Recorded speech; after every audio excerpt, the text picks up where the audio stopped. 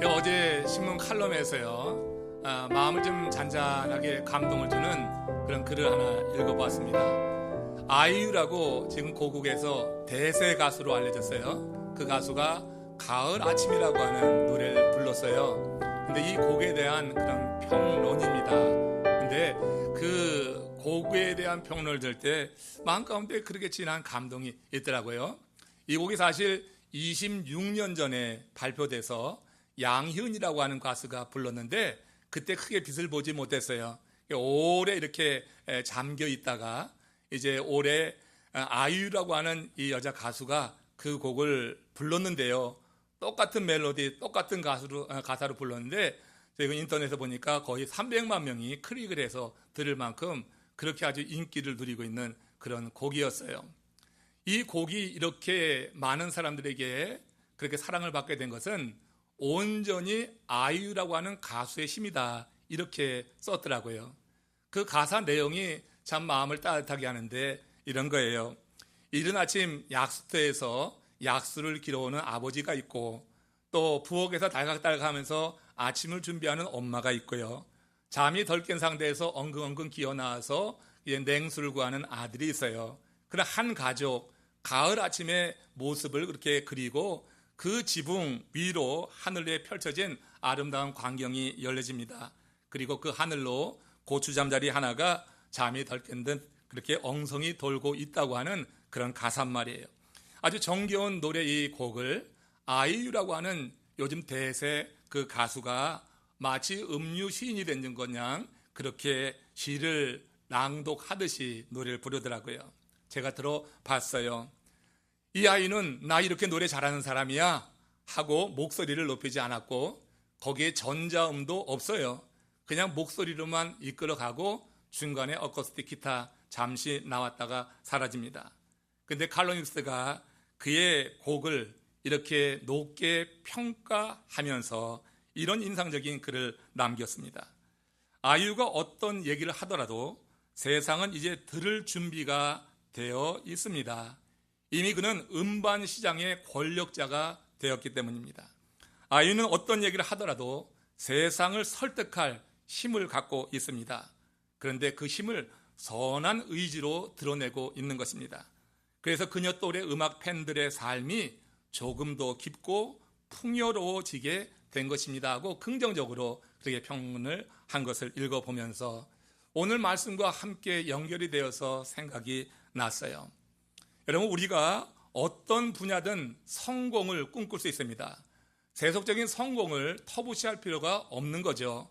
우리가 그 세속적인 성공의 목적이 무엇이냐를 분명히 정한다고 하면은 우리는 성공을 추구하고 꿈꿀 수 있다고 생각이 들어요. 우리가 어떤 분야든 성공을 꿈꾼다면 우리들도 그 이유를 그 평론가의 그 마지막 글귀에서 찾을 수 있겠다, 그런 생각을 해보는 것입니다. 우리가 성공을 하면 세상은 우리가 어떤 말을 해도 무시하지 않고 관심을 갖고 듣습니다. 똑같은 말을 해도 성공한 사람이 하는 말에는 무게감이 있고 어떤 신뢰감이 있는 것으로 여겨요. 그래서 여러분 성공하려고 하죠. 그래서 여러분, 이렇게 세상이 우리가 어떤 말을 해도 무시하지 않고 일단 귀를 기울인다고 하는 차원에서 우리가 세상적인 성공을 추구할 수 있겠다. 그런데 세상이 우리의 말에 귀를 기울일 때 단순히 내 자신이 높아지고 내 자신이 인정받는다고 하는 것으로 만족한다고 하면 그 꿈은 세속적인 꿈과 별 다름이 없고 그것은 정말 우리가 추구해서는 안 될 그런 일 가운데 하나가 될 거예요. 그러나 우리가 그 높은 자리에 이르렀을 때 사람들이 내 말에 관심을 기울이게 될 때 그때 진리의 말씀과 하나님이 베푸신 은혜를 전할 수 있다고 하면은 그러면 세속적인 성공이라고 하는 것이 전도의 하나님의 선교의 도구로 쓰임받을 수 있겠다, 이런 차원에서 우리가 세속적인 성공이라고 하는 것을 그렇게 생각한다고 하면은 오늘 꿈꿔도 괜찮겠다, 우리 자녀들이 그렇게 높아질 수 있도록 기도해도 좋겠다는 그런 생각을 잠시 해봤습니다. 하나님은 우리가 다양한 삶의 환경에 놓여 살아가고 있지만 통일된 삶의 목적을 이루기를 원해요. 우리 모든 사람들은 다양한 삶의 그런 환경에 지금 있잖아요. 직장이 다르고 또 비즈니스도 다르고 우리가 지금 처한 그 환경, 상황은 정말로 달라요. 우리가 다른 것은 인정해야죠. 우리가 다양한 이와 같은 삶의 환경에 놓여 있지만 통일된 삶의 목적을 이루기를 하나님은 원하셔서 바울은 그것을 뭐라고 말하냐면 무엇을 하든지 먹든지 마시든지 무엇을 하든지 하나님의 영광을 위하여 하라 이렇게 말했고요. 하나님 나라를 전하는 것이 된다고 하면은 우리가 행하는 모든 일이 하나님이 기뻐 받으시는 일이 될 것이라 말씀했습니다. 이 점에서 오늘 갈라디아서 5장에 있는 성령의 9가지 열매는 우리의 이런 삶의 목적을 이루는 데 있어서 우리가 정말 기억하고 이 열매를 맺어야지 될 것이다. 10월 첫 번째 주일, 오늘 결실의 계절이라고 하는 10월입니다. 이 결실의 계절 첫 주일 예배로 우리가 영적으로 맺을 이 열매, 그래서 하나님이 우리를 통하여서 이루고자 하는 그런 삶의 목적, 이것을 한 번 더 구체적으로 생각해보는 그런 시간이 됐으면 좋겠어요.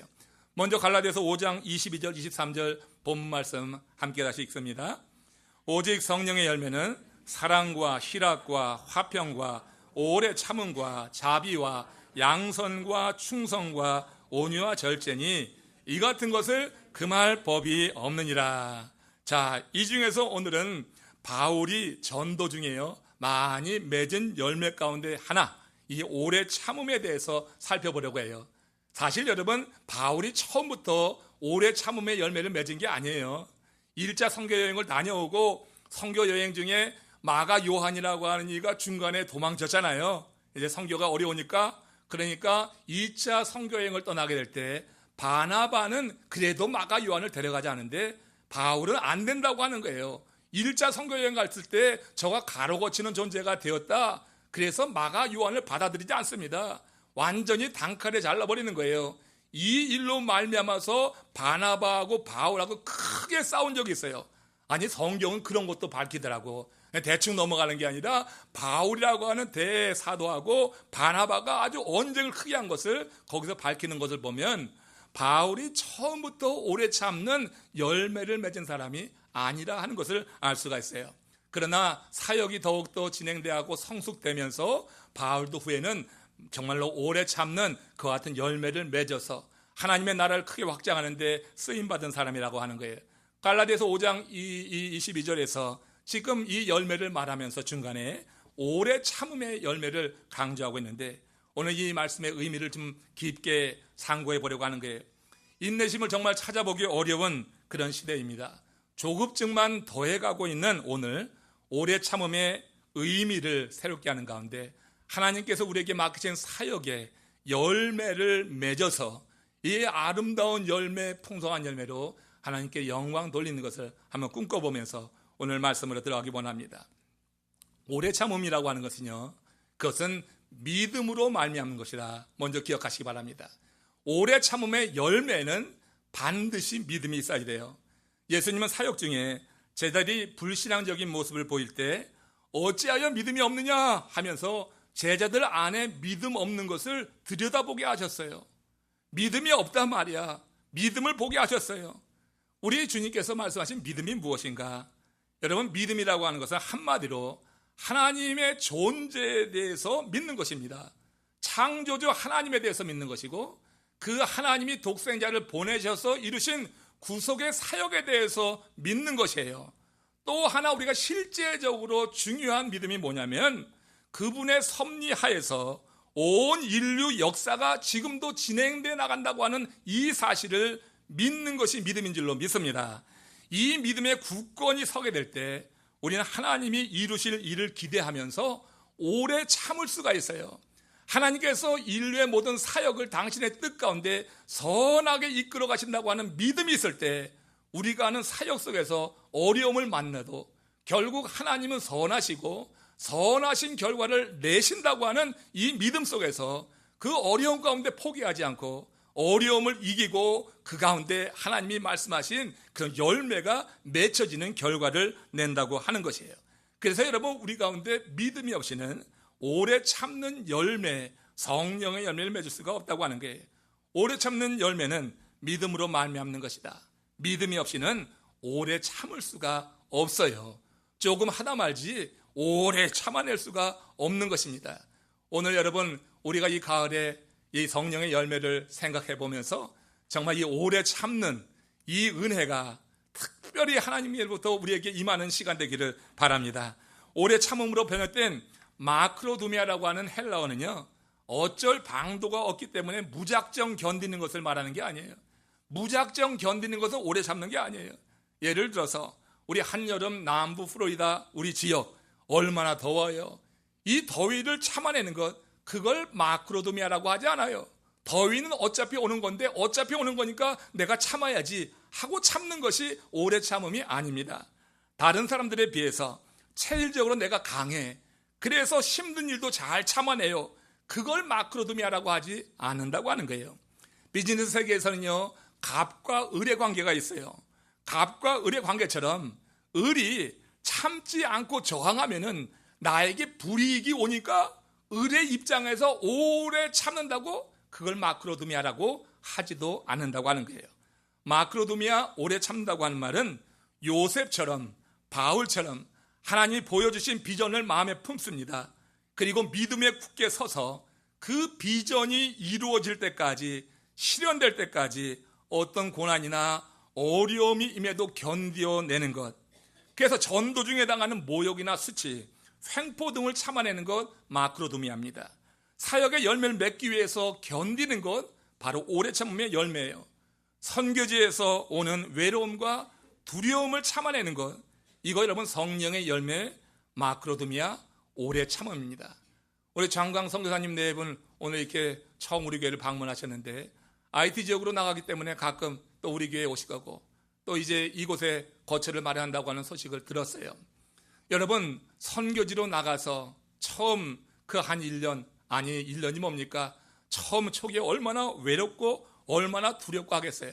그럼에도 불구하고 하나님이 심어주신 비전이 확실하다고 하면은 그 비전이 이루어질 때까지 이 오래 참음의 열매를 통하여서 견뎌낼 수 있어야지 선교사가 되는 거죠. 그렇죠? 여러분, 선교지만이 아니라 사실은 미국 내에 흩어져 있는 여러 목회지 가운데도 참 어렵고 힘들고 외롭고 두렵고 힘든 그런 처지에서 목회하는 분들 계십니다. 여러분, 오래 참음의 열매가 없이는 하나님을 기쁘시게 하는 믿음의 열매 맺을 수가 없다고 하는 것을 우리가 기억하면서 이 마크로두미아라고 하는 것, 오래 참는다고 하는 것을 좀 더 새롭게 인식하는 가운데 우리들도 이 열매를 맺어서 우리 각자에게 주어진 사역 속에서 올해가 다 가기 전에 여러분 지금 속해 있는 사역이 있잖아요. 그 사역에 좀 열매가 좀 있어야지 될 건데 이 열매가 아직 확실하게 지금 맺어지지 않았다고 하면 이제 10월, 11월, 12월 3개월 남았어요. 이 3개월 동안 한번 더욱더 하나님의 은혜를 구해서 오래 참는 가운데 하나님이 도와주셔서 열매가 맺어지는 그런 은총이 임하기를 바랍니다. 오래 참음이라고 하는 것은 하나님의 인격에 기초한 거예요. 그래서 우리들이 사역을 하면서 하나님 왜 나만 오래 참아야지 됩니까? 나 억울합니다. 이렇게 말할 수가 없어요. 그는 하나님의 인격에서 기초된 거예요. 하나님이 오래 참기 때문에 하나님의 존재를 믿고 하나님의 역사를 믿는다고 하는 사람들은 일단 기본적으로 오래 참을 줄 알아야 되는 줄로 믿습니다. 시편 103편 8절 말씀 보세요. 여기 하나님이 이렇게 소개되죠? 같이 읽어봅시다. 여호와는 긍휼이 많으시고 은혜로우시며 노하기를 더디하시고 인자하심이 풍부하시다. 우리 하나님은 이렇게 오래 참는 분이에요. 사실 하나님이 우리처럼 조급한 분이라고 하면은 여기 살아남을 사람 하나도 없습니다. 베드로후서 3장 9절 말씀 같이 읽어봅시다. 시작. 오직 주께서는 너희를 대하여 오래 참으사 아무도 멸망하지 아니하고 다 회개하기에 이르기를 원하시느니라. 하나님은 입김만으로도 모든 세상의 죄인을 다 멸하실 수 있어요. 그런데 그렇게 하지 않으시는 것입니다. 하나님 무한한 긍휼과 사랑으로 택한 자가 회개하여서 구원에 이르기까지 오래 참으셔요. 하나님은 참을 대로 참는 거예요. 끝까지 참아내시는 거예요. 그러면서 한 영혼이라도 그 구원에서 이제 제외되지 않도록 그 구원을 하기 위해서 하나님은 참으신다. 마태복음 18장 14절에서 우리 주님도 이렇게 말씀하셨어요. 또 읽어봅니다. 이와 같이 이 작은 자 중 하나라도 잃는 것을 하늘에 계신 너희 아버지의 뜻이 아니니라. 하나님은 작은 것 같은데 정말로 미물이고 별 볼 일 없고 내세울 곳 없는 것 같은 그런 심령이라 할지라도 하나님이 구원하시기를 작정한 그분을 위해서, 그 심령을 위해서 참는다고 하는 거예요. 주의 영광을 위해서 이루어지는 위대한 일은요, 하늘의 씨앗이 열매 맺는 과정과 같다고 했어요. 빨리 싹이 트고 자라는 식물 보세요. 가늘고 약해서 조금만 바람이 불어도 그냥 엎어지고 살아남지 못합니다. 그러므로 주의 영광을 위한 위대한 일을 품은 사람들은 조급한 마음이 있어서는 되질 않아요. 뭔가 금방 열매를 맺어야지, 내가 보여줘야지, 이렇게 되면 힘이 들어가요. 보여주어지가 아니고 그냥 힘을 푸는 거고, 하나님이 나를 통해서 일하실 수 있도록 내 자신을 맡기면서 하나님께서 이루시는 일이 비록 작은 거라 할지라도, 정말로 작은 거라 할지라도 이거 하나님이 이루셨습니다 고백하며 나가게 될 때 하나님은 우리를 통하여서 일하시는 줄로 믿습니다. 정말로 하나님 앞에서 우리가 사역할 때 오래 참지 않고서는 하다가 포기하기 쉬운데, 여러분들이 크든 작든 어떤 사역에서 임했든 이 오래 참음의 열매를 통하여서 정말로 허락 가진 사역을 통하여서 어떤 맺어지는 결과가 있기를 바라는 거예요.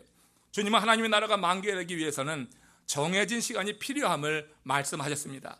그래서 마가복음 4장 28절에서는 이런 말씀도 하셨어요. 시작. 땅이 스스로 열매를 맺되 처음에는 싹이요, 다음에는 이삭이요, 그 다음에는 이삭에 충실한 곡식이니라. 정해진 시간이 있는 거예요. 그냥 씨 뿌리고 어떤 충실한 곡식이 바로 나오는 게 아니라 과정이 있다고 하는 거예요. 그러므로 하나님 나라의 확장을 위해서 나선 사람은 이 오래 참음의 열매를 맺어야 된다. 왜냐하면 사단은 하나님 나라가 확장되는 것을 그야말로 결사적으로 막으려 했기 때문에 그렇습니다. 그 과정에서 우리는 수없이 많은 난제, 유혹에 직면하게 되는 거예요. 우리를 통하여서 하나님 나라가 확장되어야지 되는데 사단의 방해가 참 치밀합니다. 많은 문제가 있고 어려움이 있습니다. 그렇다면 우리가 이 열매를 맺고 있는지 어떻게 알 수 있을까? 오늘 제가 말씀을 전하고자 하는 것의 포인트예요. 내가 정말 오래 참음의 열매를 맺고 있다고 하는 것, 어떻게 알 수 있는가? 자, 보세요. 사역을 하면서 정말 많은 어려움과 난제가 있을 것을 여러분 그냥 예상해야지 돼요. 정말 주의 일이, 사역이 범위가, 지경이 크면 클수록 더 많은 어려움이 있는 것은 그냥 예상하는 거예요. 그런 거 없이 아주 수월하게 될 것을 기대하는 것이 사단이 우리들에게 주는 생각이에요. 그런 생각이 들어가게 되면 조금만 어려움이 와도 시험에 걸리고, 그 다음에 하나님의 일은, 나라는 확장되지 않고 거기서 멈춰버리게 되는 거예요. 우리가 주의 일을 감당하게 될 때 우리가 정말 오래 참아야지 되는 것은 그만큼 많은 어려움들이 있기 때문에 오래 참는 열매가 맺히지 않고서는 모든 문제 앞에 그냥 꺾어지고 자빠지고 포기하게 되네요. 그래서 오래 참는 열매가 있어야겠다. 그러면 우리가 이 열매를 맺고 있는지를 어떻게 알 수 있는가? 알 수 있는 방법이 하나 있는 거예요. 우리가 주의 사역을, 주의 일을 감당하면서 고난과 시험이라고 하는 것이 찾아들게 될 때, 그때 내 마음 중심으로부터 하나님을 진심으로 찬양하는 양이에요. 여러분, 어려움이 올 때 찬양이 나오는 사람은 반드시 하나님이 함께하는 줄로 믿습니다. 정말 내 인생의 고난을 너무너무 감당하기 어려운 인간적으로, 그럼에도 불구하고요, 오래 참음의 열매가 있는 사람들은 찬송을 하게 돼 있어요. 찬송이 딱 끊어지면은 사역도 끊어지고 마는 거예요. 아무리 힘든 일이었어, 아무리 시험이 있어도 여러분, 그런 가운데도 찬송하는 사람들은 찬송하더라고요. 예전에 우리 어머니들, 부모님들 보면 그렇게 힘든 일이 있는데도 설거지하면서 찬송해. 눈물을 흘릴지언정 찬송을 하는 거예요. 찬송을 한다고 하는 것은 하나님의 존재를 믿는 것이고, 하나님이 이루실 일에 대해서 기대가 있을 때 찬송하는 줄로 믿습니다. 그렇지 않으면 세상 노래 하는 거예요. 세상 노래도 감정을 터치하는 거 많아. 내 마음이 아프고 힘들 때 세상 노래 들어보면 눈물 쭉쭉 나. 그렇잖아요. 그 감정을 터치해서 위로가 조금 돼요. 그렇지만 사역은 그런 위로 갖고 되는 게 아니에요. 하나님의 살아계심이 믿어지지 않으면 사역은 이루어지지 않는 것입니다. 하나님 나라는 조금도 확장되지 않는 것입니다. 하나님의 살아계심이 믿을 때 우리는 찬송이 나오는 것이고, 하나님의 구원의 역사를 이루어 가시는 주도자가 되시고 주권자가 되신다고 했을 때 이 어려움 가운데도 하나님의 뜻이 있겠다고 하는 믿음 가운데서 우리가 찬송이 나오는 줄로 믿습니다. 그래서 지금 내가 오래 참음의 열매를 맺고 있다고 하면 그 사람의 입에는 반드시 찬송이 나와야 돼요. 가정에 기가 막힌 일이 있어서 눈물밖에 나오고 탄식밖에 나오지 않는 순간이라 할지라도 찬송은 나오는 거예요. 기도할 때 찬송은 나오는 거예요. 눈물 흘리면서 찬송을 나오는 것, 그건 그가 살아있다고 하는 거예요. 그 속에 예수의 영이 살아있는 것이고 정말로 산 자는 그런 가운데도 찬송이 나와요. 그러면서 오래 참는 열매를 통해서 하나님이 이루시고자 하는 그 귀한 결과를 낸다고 하는 것입니다. 이를 위해서 세상 모든 사람들이 하나님의 섭리하에 모든 일이 진행되어 나간다는 것은 이런 믿음 가운데 굳게 살게 될 것이고, 사실 자연 현상의 배후에도 하나님이 주도적으로 역사하신다고 하는 것, 지난주에도 말씀 나눴지만 요즘 여러분 지진이 일어나고 저기 또 태풍이 일어나는데 뭐예요? 얼마에, 허비에, 마리아에 지금 우리 동네에서 많이 일어나고 있어요. 자연재해 이 배후에도 하나님께서 역사하신다고 하는 믿음이 있을 때 그런 자연적인 어려움 속에서도 견뎌낼 수 있는 그런 오래 참음의 열매가 맺어진다고 하는 거예요. 시편 107편 25절 말씀 보십시오. 같이 읽습니다. 여호와께서 명하신즉 광풍이 일어나 바다 물결을 일으키노다. 여호와께서 명하시니까 광풍이 일어나서 바다 물결이 일어난다고 하는 거예요. 바다 물결을 여호와 하나님이 일으키셨으면은 그렇게 바다 물결이 일어나는 것처럼, 광풍이 일어나는 것처럼 내 인생이 그렇게 소용돌이 칠 때 우리가 누굴 찾아야 되겠어요? 그걸 일으키신 이를 찾아가야지 뭘 사람을 찾느냐고요. 뭘 세상적인 방법을 찾느냐고요. 광풍을 일으키실 때는 뜻이 있는 거예요. 바다 물결을 일으킬 때는 뜻이 있는 거예요. 하나님께 집중하라고 그와 같은 일을 허락하시는 것이에요. 우리가 너무나 세상적으로 디스트랙돼 있어요. 뭔가 이렇게 산만해요. 그럴 때 하나님께 집중하라고 우리 인생에 풍랑이 일어나기도 하고 바닷물이 일어나기도 하는 거예요. 그걸 하나님이 이루신단 말이야. 그러니까 하나님이 이루셨으니까 하나님 앞에 나가서 그 문제를 풀려고 해야지, 세상으로 나가게 되면 계속해서 그 광풍과 물결은 잔잔해지지 않는 거예요. 주님께서는 말했어요. 너는 내게 부르짖으라, 내가 네게 응답하겠다, 이렇게 말씀했거든요. 그래서 시편 107편 29절 계속되어는 그 시편의 내용 보면 이런 답이 있어요. 같이 읽어보세요. 광풍을 고요하게 하사 물결도 잔잔하게 하시는도다. 광풍을 일으키신 분이 여호와 하나님이면은 여호와 하나님께 그 문제를 아뢰고 여호와 하나님의 답을 이렇게 받아야 될 거예요. 우리가 광풍 속에 휘말릴 때 그 고통이 끝나지 않을 것처럼 암담하게 느껴질 때가 많이 있어요. 그러나 여러분, 모든 고통이 시작이 있는 것처럼 어떤 고통에도 끝이 있다. 이것이 우리의 믿음이 되어야 됩니다. 모든 고통의 시작이 있어요. 원인은 다양한데 모든 고통의 시작이 있어. 그러나 어떤 고통도 끝날 때가 있다. 그래서 성경은 인내, 오래 참음이라고 하는 것을 단지 기질적인 차원에서 말하지 않아요. 사람이 기질이 오래 참는 사람이 있더라고요.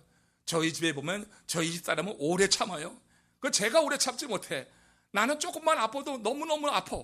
그래서 나는 금방 아픈 걸 표현해. 그래서 저희 집 사람은 그걸 표현을 안 하자고. 오래 참는 기질이 있는 거예요. 몸만 내가 크지 실제로는 그런 부분에 대해서 내가 참 약해. 나는 아프면 왜 이렇게 아픈지 모르겠어요. 그걸 난 말해야지 돼. 신음을 내야 돼. 그래서 난 이렇게 말하다 보면 좀 나은 것 같기도 하고 그래서 해요. 여러분, 인내가 단지 기질적인 차원에서의 인내가 아니라고 하는 게, 사람이 기질적으로 오래 참는 사람이 있어요. 잘 참아내는 사람이 있어요. 그러나 성경에서 말하는 인내, 오래 참은 마크로드미아는 그렇게 기질적인 것이 아니라 항상 소망과 연결이 되어 있어요. 그러니까 소망이 있는 사람이 오래 참는 것을 마크로드미아라고 하는 거예요. 그러니까 기질적으로 든든해도 이 소망이 없이 그냥 견디는 것은 마크로드미아가 아니에요. 그러나 기질적으로 약해도 내 마음 가운데 소망이 있어요. 그 소망 때문에 지금 현실을 견딘다고 하면 그 마크로드미아가 되는 거예요. 무슨 말인지 이해되십니까? 로마서 5장 3절 4절 말씀이 바로 그런 겁니다. 시작. 다만 이뿐 아니라 우리가 환난 중에도 즐거워하나니 이는 환난은 인내를, 인내는 연단을, 연단은 소망을 이루는 줄 알미라. 환난 가운데 견디는 것은 소망 때문에 그런 것입니다. 또 농부의 비유를 통해서 야고보 사도가 말씀하는 것도 같은 맥락이에요. 야고보서 5장 7절 시작. 그러므로 형제들아, 주께서 강림하시기까지 길이 잡아라. 보라, 농부가 땅에서 나는 귀한 열매를 바라고 소망하고 얘기해요. 길이 참아 이른 비와 늦은 비를 기다리느니라. 주께서 강림하시기까지 오래 참으라. 오래 참으라. 오래 참는데 왜 이렇게 농부가 땅에서 나는 귀한 열매를 바라고, 열매를 바란다고 하는 게 소망한다고 하는 거 아니에요? 그러니까 우리가 영적인 소망이 있을 때 우린 길이 참을 수 있다고 하는 그 말을 지금 야고보 사도는 하고 있는 거예요. 성경이 비록 오래 참는 것을 소망과 연결시켜 이렇게 의미를 부여하고 있습니다. 확실합니다.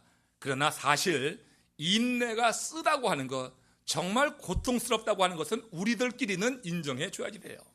여러분, 그러므로 고난당한 자를 찾아가서 무조건 참아야 해, 이렇게 말하는 건 큰 도움이 안 돼요.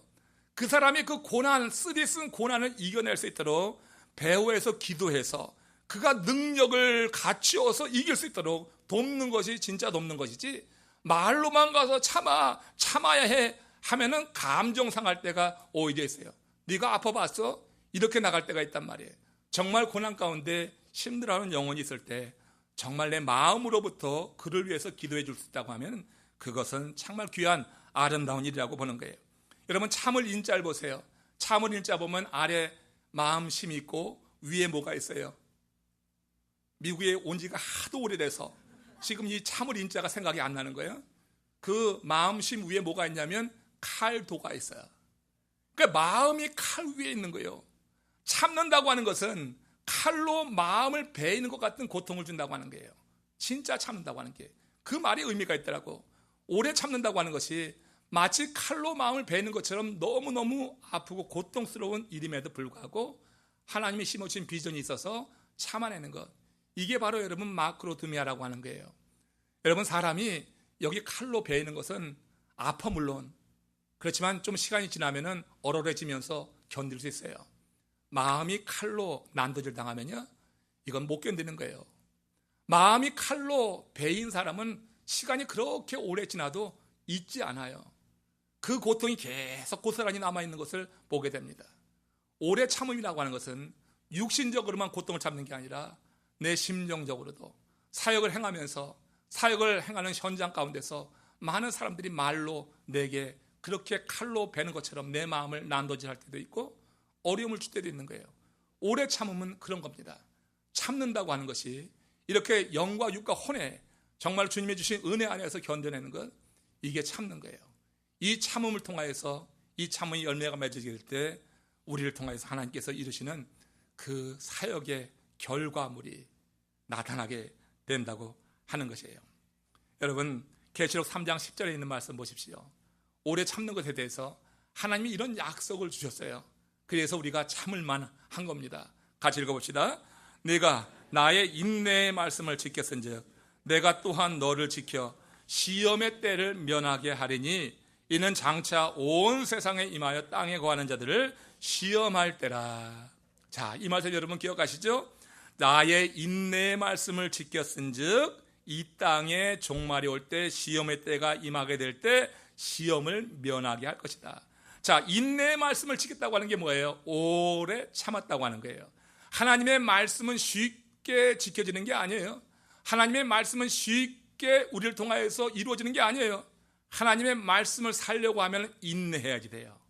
육신은 하나님의 말씀대로 살지 말라고 도전하고 유혹해요. 그래서 여러분, 하나님의 말씀으로 살려고 하면 그 모든 것을 이기는 인내하는 마음이 있어야 돼. 우리가 여러분 육신의 욕구에 따라가지 않고 견뎌낸다고 하는 게 쉽지가 않아요. 육신의 욕구가 얼마나 강렬한지 그걸 여러분 물리친다고 하는 게 절대 쉽지 않아요.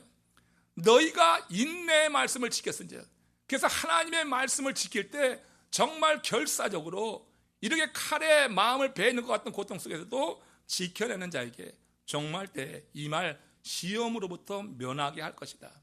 우리가 이 오래 참음의 열매를 지금 맺게 되면 여러분, 그래서 우리에게 영생이 어떻게 해요? 보장되는 거예요. 우리가 종말에 임하는 그 심판으로부터 자유할 수 있다. 인내의 말씀을 지켰다는 것, 고난 속에서도 이렇게 오래 참음으로 하나님의 말씀대로 살았다고 하는 뜻이 돼요. 사람들의 뇌에는요, 일생을 살면서 수없이 많은 사건이 저장이 됩니다. 우리 뇌에 이렇게 마치 디렉토리가 있어가지고 이게 잘 구분이 돼갖고 기억이 된단 말이에요. 어느 부분을 건드리면 이 선생가 나고 막 그런단 말이에요. 거친 인생, 또 죄 많은 인생을 살아오면서 희노애락의 사건이 얼마나 많아요. 인생, 굴곡진 인생 살면서 정말로 많은 사건들이 있어요. 근데 그 가운데 선명한 사진처럼 남아있는 기억들이 모든 사람들에게 있을 것입니다. 그 중에서 여러분, 오래 참음의 열매를 담은, 그래서 하나님 앞에 내놓을 수 있는 사진이 있느냐, 이거 한번 생각해 보세요. 내가 참았기에 하나님의 일이 된 경험, 내가 참았기 때문에 하나님의 나라가 조금이라도 확장된 그와 같은 경험이 있는 사진, 그거 하나님께 내놓을 사진이 있는가? 이 사진을 내놓을 수 없다고 하면 누구든 장차 세상에 임할 모든 시험을 그대로 받아야 될지 모른다고 하는 것, 우리가 요한계시록에 있는 말씀을 통해서 생각해 볼 수가 있어요. 두려움을 주자고 하는 것이 아니라 지금부터 우리가 하나님의 나라를 위해서 산다고 하는 것이 그렇게 말로 립 서비스로만 되는 게 아니다. 하나님의 나라를 위해서 우리가 산다고 하는 것은 우리의 이런 큰 결단과 희생을 감수하고라도 우리가 이룰 수 있는 그런 일이 되어야 되겠다 하는 생각을 해요. 한편 우리가 고난과 시험 중에 오래 참고 하나님께 부르짖어 기도할 때 기대할 수 있는 것이 있는데, 다시 앞으로 들어가서 우리가 오래 참음의 열매를 맺고 있다고 하는 것이 과연 어떻게 알 수 있는가, 그것과 같이 맥락을 같이 해보면은 역시 기도할 때 기대할 수 있는 것, 그것은 우리가 하나님을 향해 찬송한다고 하는 거예요. 우리가 오래 참으면서 기도하고 그리고 이 열매를 맺게 될 때 그 입술에서 찬송이 나온다. 찬송의 열매가 맺혀진 그런 증거가 있다고 하는 거예요. 빌립보에서 사도 바울이 그렇게 고난당했잖아요. 자기가 로마 시민이라고 하는 거 말만 한마디 했으면은 그런 신문 당하지 않아요. 근데 성령이 입을 닫게 하니까 입을 꾹 닫고 참는 거예요. 자기를 고발하는 자 정말로 얼마나 믿겠어요. 귀신 들린 여정 귀신 내어 쫓았는데, 아니 그것 때문에 고발당해서 매까지 맞고 잡고 채이고 감옥에 갇히고, 이게 얼마나 억울한 거예요.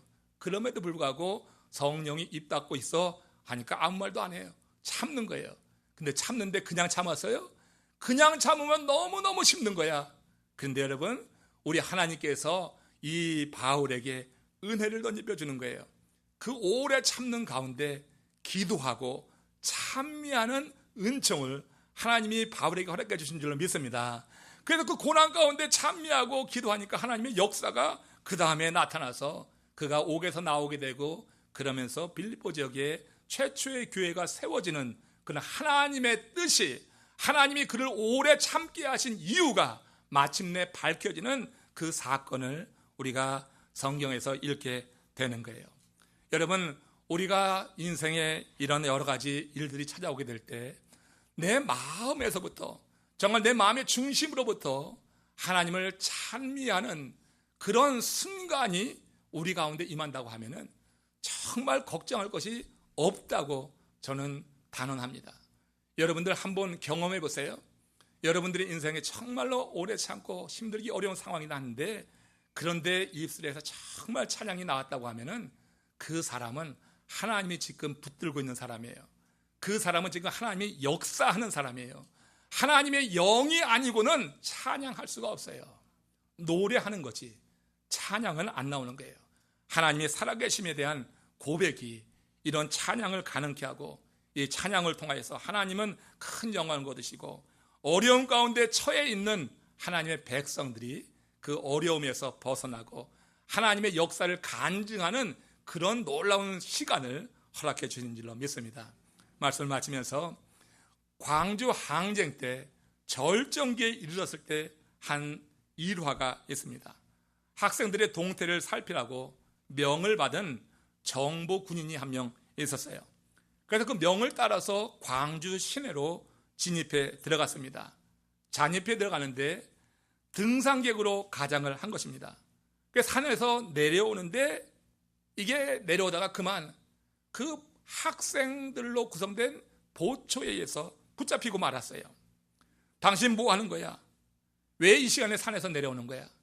당시 그 광주 항쟁이 절정에 이르렀기 때문에 독이 올라있는 상태란 말이에요. 많은 시민군이 죽임을 당했고 또 많은 어려움이 있는 상황에서 지금 이 사람이 잡힌 거예요. 그러니까 자기가 둘러다니라고 아침에 등산 갔다 내려옵니다. 이렇게 대답을 했어요. 근데 가만히 보니까 행동이 의심스러워. 그래서 이 학생들이 그 군인을 몸수색에 들어갔어요. 몸을 수색해 보니까 육군이라고 써있는 호신용 권총이 나오는 거예요. 그러면서 격분하는 것입니다. 학생들의 얼굴이 확 바뀌었어요. 그 학생들 중에 한 명이 총의 실탄을 장전했습니다. 그리고 소리쳤어요. 손 들고 뒤로 돌아서. 이 군인이 죽음을 직감하는 거예요. 그때 그 상황이 그렇게 살벌했다고 하는 겁니다. 근데 뒤로 돌아서면서 이 군인의 입속에서 찬송이 흘러나왔다고 하는 거예요. 나의 갈 길 다가도록 예수 인도하시니. 이 찬송이 둘러서 있는 학생들 가운데 한 명의 마음을 터치했어요. 그 학생이 그 군인에게 묻는 거예요. 예수를 믿는가? 그렇다. 나는 신학생 전도사이다. 그러자 그 학생이 하는 대답이 이런 겁니다. 나도 예수를 믿는 사람이다. 하나님의 종을 죽일 수는 없지 하면서 그 전도사를 풀어줬다고 하는 이러합니다. 정말로 절체절명의 그 순간 찬송을 불러서 사망의 골짜기에서 살아난 오길이라고 하는 그 당시 전도사, 그분의 간증이에요. 여러분, 우리가 여러 상황에서 그야말로 절망적이고 깜깜한 순간에 놓일 때가 있어요. 그러나 하나님의 일을 하는 우리 하나님의 사람들이 그런 상황이 아무리 힘들고 어렵다 할지라도 내 마음의 중심에서 정말 소리로 나오지 않아도 내가 속으로라도 하나님을 찬송하는 그런 고백이 있다고 하면 하나님은 반드시 저는 그 사람과 함께 한다고 믿습니다. 생사를 떠나서 이 사건 속에서 이 일 가운데서 역사하시는 하나님을 인정하는 게예요. 찬송은 바로 그거예요. 하나님을 인정하는 거예요.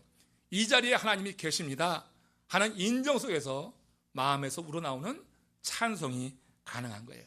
그러기에 찬송하는 그 사람을 하나님은 잊지 않고 기억하시고 돌보신다고 하는 겁니다.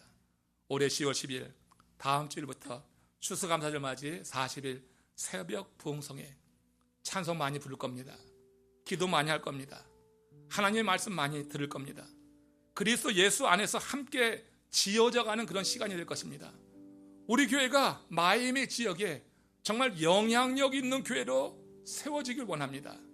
우리 교회를 통하여서 주님의 일이 좀 더 확장돼 나가기를 원합니다. 우리가 살아있기를 원해요. 우리 속에 하나님이 함께 계셔서 내가 하나님에 대한 존재와 하나님의 역사와 하나님께서 모든 구속의 사역을 이루어 나가신다고 하는 믿음 속에서 이 믿음을 가지고 내게 주어진 사역을 오래 참음으로 잘 감당이 돼서 정말 하나님께 우리가 올려드릴 아름다운 열매 있는 인생 되었으면 좋겠어요. 나의 갈 길을 다가도록 예수 인도하시니 어려운 일을 당한 때도 족한 은혜 주시네. 나는 심히 고단하고 매우 영혼 매우 가라나 나의 앞에 반석에서 샘물 나게 하시네. 이 찬양의 가사가 오늘 우리의 고백이 되고 열매 맺는 오래 참은 열매 맺는 우리들의 아름다운 찬양이 되기를 주의 이름으로 축원합니다.